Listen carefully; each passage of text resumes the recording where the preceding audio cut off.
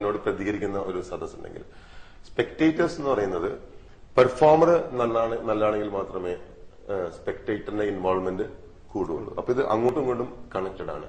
Observers എന്ന് പറഞ്ഞൊരു വിഭാഗമുണ്ട്. ഒബ്സർവേഴ്സ് ആണെങ്കിൽ നിരീക്ഷിക്കുന്ന ആൾക്കാർ. നിരീക്ഷണത്തിന് പെർഫോമൻസും അതിന് മറ്റൊന്നും ബാധിക്കുന്നില്ല. അപ്പൊ ഒരാളെ ഒരു ഒബ്സർവർ തലത്തിലേക്ക് കൊണ്ടുപോലാണ് മെഡിറ്റേഷൻ ചെയ്യുന്നത്. ഈ അടുത്ത് നിങ്ങൾ പങ്കെടുത്ത ഒരു ചാനൽ പ്രോഗ്രാമിനെ കാണുന്നുണ്ട്. പക്ഷെ ആ ചാനൽ പ്രോഗ്രാമില് ബാംഗ്ലൂർ ആശ്രമത്തിലെ ഒരു വെടിവെപ്പ് സംഭവിക്കുന്ന സംഘർഷാവസ്ഥ ഉണ്ടായിരുന്നല്ലോ. അപ്പൊ അതിൽ അവതാരകൻ വീണ്ടും വീണ്ടും പറയുന്നുണ്ടായിരുന്നു, ആചാര്യൻ ഉത്കണ്ഠപ്പെട്ടു, അല്ലെങ്കിൽ ആചാര്യൻ ഉത്കണ്ഠ രേഖപ്പെടുത്തി വീണ്ടും വീണ്ടും ആവർത്തിക്കുകയുണ്ടായി. ശരിക്കും അങ്ങനെ ഒരു ആചാര്യൻ ഉത്കണ്ഠപ്പെടുന്നത്, അതായത് നിങ്ങൾ പറയുന്ന ലോകത്ത് മുഴുവൻ ആൾക്കാരുടെ ഉത്കണ്ഠ മാറ്റേണ്ട ആചാര്യൻ, ആ ആചാര്യൻ ഉത്കണ്ഠപ്പെട്ടു എന്ന് പറയുന്നത് ശരിക്കും എന്താണ് സജിൻ നിസാന്റെ അഭിപ്രായം? ലോകത്തിന്റെ മുഴുവൻ ഉത്കണ്ഠ മാറ്റുന്ന പൂജ്യ ശ്രീ ശ്രീ രവിശങ്കർജിക്ക് ഉത്കണ്ഠ എന്നുള്ള വാക്ക് അദ്ദേഹത്തിന്റെ നിഘണ്ടുവിൽ പോലും ഉണ്ടാവില്ല. കാരണം അദ്ദേഹത്തിന്റെ ആ സംഭവത്തിന് ശേഷമുള്ള പത്രസമ്മേളനങ്ങളൊന്നും നിങ്ങൾ നിരീക്ഷിച്ചാൽ മാത്രം മനസ്സിലാവും അദ്ദേഹം എത്ര കൂളാണ്, എത്ര ബാലൻസ്ഡ് ആണ്.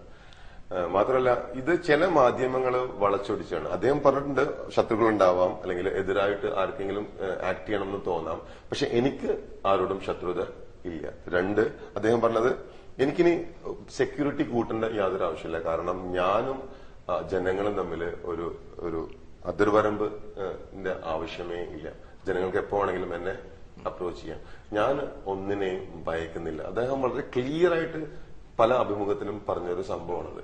പക്ഷെ അതിനെ എവിടെയെങ്കിലുമൊക്കെ വെച്ചിട്ട് വേണ്ടാത്ത ഭാഗങ്ങൾ മാത്രം, അല്ലെങ്കിൽ അവർക്ക് ആവശ്യമുള്ള മാത്രം കാണിച്ച് ഉത്കണ്ഠയുണ്ട് എന്നുള്ളത് ഒരു മാധ്യമ സൃഷ്ടിയാണ്. ശരിക്കും ഇത് പറയുന്ന മാധ്യമത്തിനാണ് ഉത്കണ്ഠ, അല്ലാണ്ട് പൂജ്യ ശ്രീ ശ്രീ രവിശങ്കർജിക്ക് ഉത്കണ്ഠ ഉണ്ടായിട്ട് എനിക്കൊന്നും തോന്നുന്നില്ല.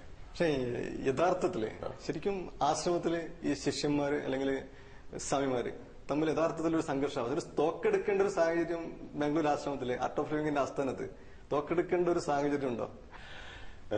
സ്വന്തമായിട്ട് തോക്കുള്ള ആളുകൾ പോലും തോക്ക് വീട്ടിൽ വെച്ചിട്ട് വരുന്ന സ്ഥലമാണ് ആർട്ട് ഓഫ് ലിവിംഗ് ആശ്രമം.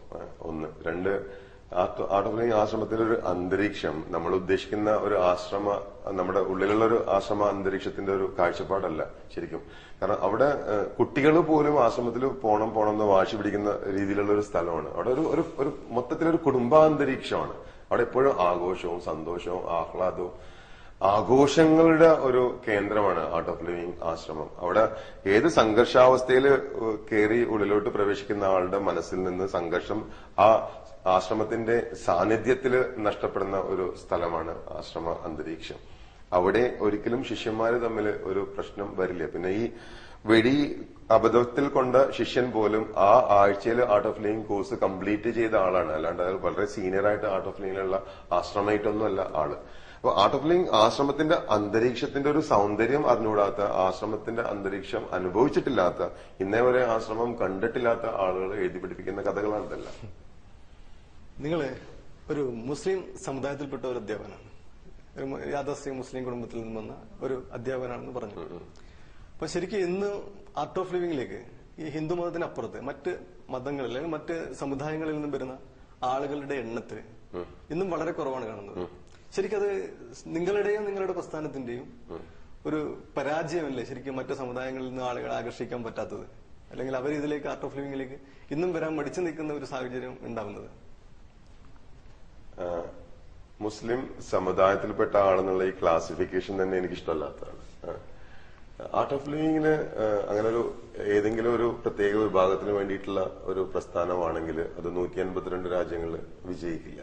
ഏതെങ്കിലും ഒരു വിഭാഗത്തെ മാത്രം സപ്പോർട്ട് ചെയ്യുന്ന ഒരു പ്രസ്ഥാനമാണ് ആർട്ട് ഓഫ് ലിവിംഗ് എങ്കിൽ അത് മറ്റ് വിഭാഗങ്ങളുള്ള രാജ്യങ്ങളിൽ ഇത്ര അധികം സക്സസ്ഫുൾ ആവില്ല. അത് നമ്മളൊന്ന് യുക്തിപൂർവ്വം ചിന്തിച്ചാൽ മാത്രം മതി.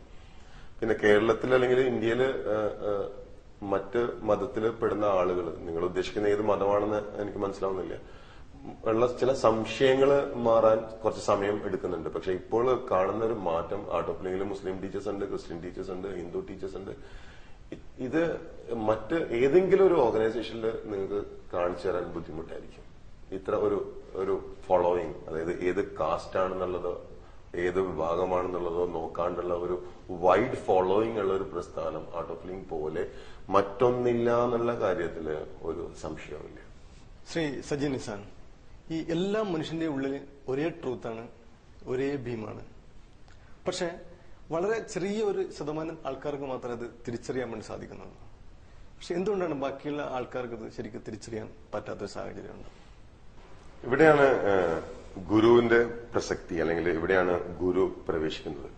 എല്ലാവരുടെ ഉള്ളിലും താങ്കൾ പറഞ്ഞ പോലെ ആ സീഡ് ഉണ്ട്, ആ ബീജം ഉണ്ട്, ട്രൂത്ത് എന്താണെന്നുള്ളതിന്. പക്ഷെ അത് ചിലരിൽ മാത്രമേ അത് വളർന്ന് വലുതാവുന്നുള്ളൂ, അത് വേണ്ട രൂപത്തിൽ എത്തുന്നുള്ളൂ.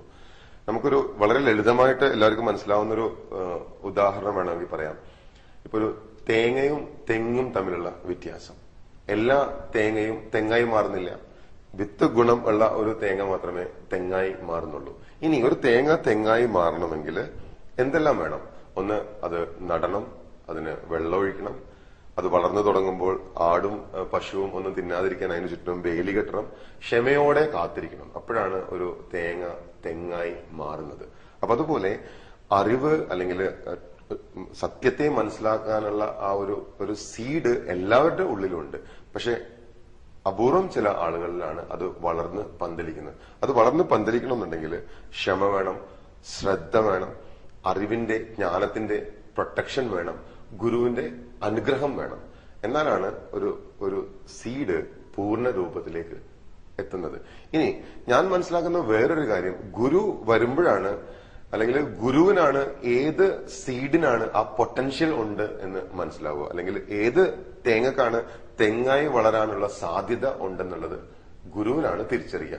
അങ്ങനെ തിരിച്ചറിഞ്ഞ, അല്ലെങ്കിൽ ഗുരു മനസ്സിലാക്കിയ, ഗുരു തിരിച്ചറിഞ്ഞ ആളുകൾക്ക് മാത്രമേ ഗുരുവിന്റെ അടുത്ത് എത്താനും സാധിക്കുള്ളൂ. അതുകൊണ്ട് ഗുരുവിന്റെ അടുത്തൊക്കെ ആരൊക്കെ എത്തിയിട്ടുണ്ടോ, അല്ലെങ്കിൽ ആരുടെ അടുത്തൊക്കെ ഗുരു എത്തിയിട്ടുണ്ടോ, ഒരു കാര്യം ഉറപ്പിച്ചോളൂ, നിങ്ങൾക്കൊക്കെ അതിനുള്ള സാധ്യതകൾ ഉള്ളത് കൊണ്ട് മാത്രമാണ്. ഇല്ലെങ്കിൽ ഒരിക്കലും ഒരു ഗുരുവും നിങ്ങളുടെ സമയം മെനക്കെടുത്തില്ല, ഒരു ഗുരുവും ഗുരുവിന്റെ സമയവും മെനക്കെടുത്തില്ല. ഗുരു നിങ്ങളുടെ അടുത്ത് സമയം ചെലവഴിക്കുന്നുണ്ടെങ്കിൽ, അല്ലെങ്കിൽ ഗുരുവിലേക്ക് നിങ്ങളെ ഗുരു അടുപ്പിക്കുന്നുണ്ടെങ്കിൽ, നിങ്ങളിൽ അതിനുള്ള സാധ്യത കണ്ടതുകൊണ്ട് മാത്രമാണ്. എനിക്ക് ഗുരുവിനെ കുറിച്ച് തോന്നുന്ന എന്റെ ഒരു കാഴ്ചപ്പാടാണ്. ഞാൻ മിക്കവാറും എന്റെ ക്ലാസ്സുകളിൽ, ആർട്ട് ഓഫ് ലിവിംഗ് സദസ്സുകളിലൊക്കെ പറഞ്ഞിട്ടുള്ള ഒരു ചെറിയൊരു ഉദാഹരണമാണ്. ജീവിതം ഒരു യാത്രയാണ്. ഞാൻ എന്റെ ക്ലാസ്സുകളിൽ പറയുന്ന ഒരു എക്സാമ്പിൾ ഉണ്ട്, ഒരു ചെറിയ കഥ. ഒരു അച്ഛനും മോളും കൂടി ഒരു ഇടുങ്ങിയ പാലം കടക്കുകയാണ്. അപ്പൊ അച്ഛൻ മോളോട് പറയാണ്, മോളെ നീ എന്റെ കൈ പിടിച്ചോ, വീഴണ്ട, സൂക്ഷിക്കുന്നുണ്ട്. അപ്പൊ മോള് പറയാണ്, വേണ്ട, അച്ഛൻ എന്റെ കൈ പിടിച്ചാൽ മതി. ഉടനെ അച്ഛൻ മോളോട് ചോദിക്കുകയാണ്, എന്താണ് വ്യത്യാസം ഞാൻ നിന്റെ കൈ പിടിക്കുന്നതും നീ എന്റെ കൈ പിടിക്കുന്നതും? അപ്പൊ മോള് പറയുന്നൊരു മറുപടി ഉണ്ട്. മോള് പറയാണ്, അച്ഛാ, ഞാൻ അച്ഛന്റെ കൈ പിടിക്കുകയാണെങ്കിൽ എന്തെങ്കിലും പ്രശ്നം വരുമ്പോൾ ചിലപ്പോൾ ഞാൻ അച്ഛന്റെ കൈ വിട്ട് കളയും. അതല്ല, അച്ഛൻ എന്റെ കൈ പിടിക്കുകയാണെങ്കിൽ എന്ത് പ്രശ്നം വന്നാലും എന്തൊക്കെ സംഭവിച്ചാലും അച്ഛൻ എന്റെ കൈ വിടില്ല എന്ന് എനിക്ക് ഉറപ്പാണ്. ഇതാണ് ഗുരു ജീവിതത്തിൽ വരുമ്പോഴുള്ള ഒരു മാറ്റം. അപ്പൊ ജീവിതം ഒരു യാത്രയാണ്.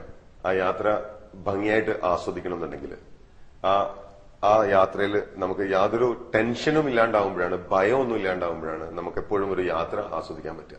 നമ്മൾ സുരക്ഷിതനാണ്, നമ്മൾക്കൊരു സംരക്ഷകൻ ഉണ്ടെന്നുള്ള ഒരു തോന്നൽ വരുമ്പോൾ നമുക്ക് ഏത് യാത്രയും നമ്മൾ ആസ്വദിക്കാറുണ്ട്. ജീവിതം ഒരു യാത്രയാണ്.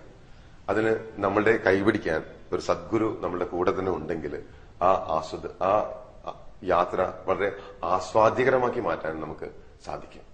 അങ്ങനെ ഞാൻ എന്റെ ജീവിതയാത്ര ഗുരുവിന്റെ കൈകളിൽ ഞാൻ സുരക്ഷിതനാണ് എന്ന തോന്നലോടുകൂടിയാണ് എന്റെ യാത്ര തുടരുന്നത്. ഇത്ര സമയം എന്റെ കൂടെ ചെലവഴിച്ച് നന്ദി, നമസ്കാരം.